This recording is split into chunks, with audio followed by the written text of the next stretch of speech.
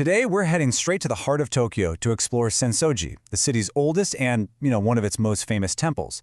But here's the thing. It's a place that most visitors think they know, but it has this incredible hidden side. And that secret, well, it changes everything. See, Senso-ji isn't just one temple. It's really two completely different worlds packed into one. By day, it is a chaotic, colorful, crowded hub of activity. But when the sun goes down, it becomes something else entirely. A quiet, almost magical, spiritual sanctuary. And understanding this split is the key to what makes this place so special. And when I say bustling, I am not kidding. Before the pandemic, an incredible 30 million people a year poured through its gates. That's the Senso-ji you see in all the photos, right? But what is it about this one spot that draws in those massive crowds? Well, the story doesn't start with some grand design or blueprint. It all begins with a moment of pure, unbelievable luck, almost 1,400 years ago. Honestly, the origin story sounds more like a fairy tale. So the legend goes like this. Way back in 628 AD, two brothers are out fishing on the Sumida River, and they keep catching this one tiny golden statue in their net.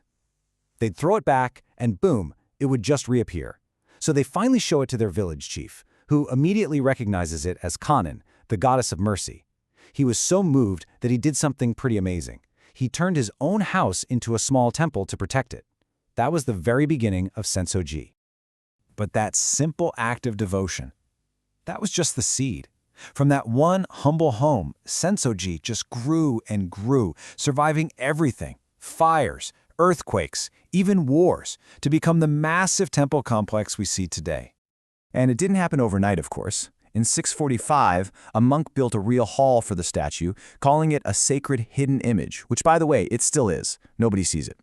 Then in 942, a military governor funded a huge expansion, including that iconic Kaminarimon Gate.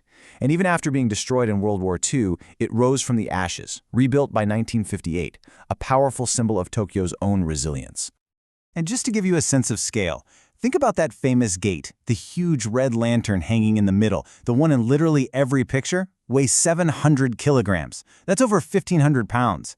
It's this massive real piece of that long history staring you right in the face.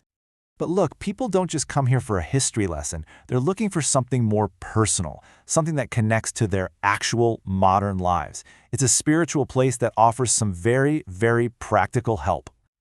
And the blessings you can get here are super specific. I mean, sure, you can pray to the main goddess, Kannon, for good fortune, but you can also visit Daikoku-ten for success in your career, or even Kannon for travel safety and protecting your pets. It's like a divine support system for all the hopes and anxieties of life today. Okay, so we've covered the history, the crowds, the modern faith, but that's really only half the story. There is a whole other Senso-ji that most visitors walk right past and completely miss. Exactly. What happens? What happens when all the shops pull their shutters down, the buses leave, and all that noise just fades away? This is where the magic really kicks in. This visitor on Reddit just nails it. The temple becomes almost serene. The change isn't just noticeable, it's absolute. The difference is literally night and day. The entire experience just transforms. The main hall, the pagoda, the gates, they're all lit up beautifully against the dark sky. And since the grounds are open 24/7, you can just wander around in near total silence. No crowds, no lines, nothing.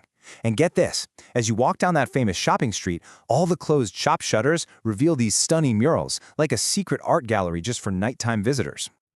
Now, there is one little thing to keep in mind. You gotta time it right. To see this incredible sight, you want to be there between sunset and about 11 p.m., when all the lights are on. And that really is the secret, isn't it? It's this incredible experience hiding in plain sight. Like this user says, it's amazing how few people actually do it. It's your chance to have one of Tokyo's biggest landmarks almost completely to yourself. Oh, and here's a little pro tip for you. Right across the street, there's the Asaksuka Culture Tourist Information Center. Head on up to its free observation deck. The view of the whole illuminated temple from up there, absolutely unbeatable. It's open until 10 p.m. So, when you put these two totally different experiences together, the chaos of the day and the calm of the night, you really start to get the complete picture of Senso-ji. It's not just a tourist trap, and it's not just some silent old relic. It is both. It's this amazing place where the buzzing energy of modern Tokyo literally shares the same space with a deep, 1,400-year-old silence. You just have to know when to find each side.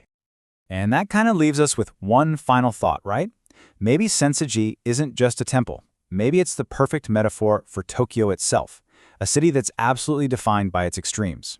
And maybe, just maybe, to really understand it, you have to experience both.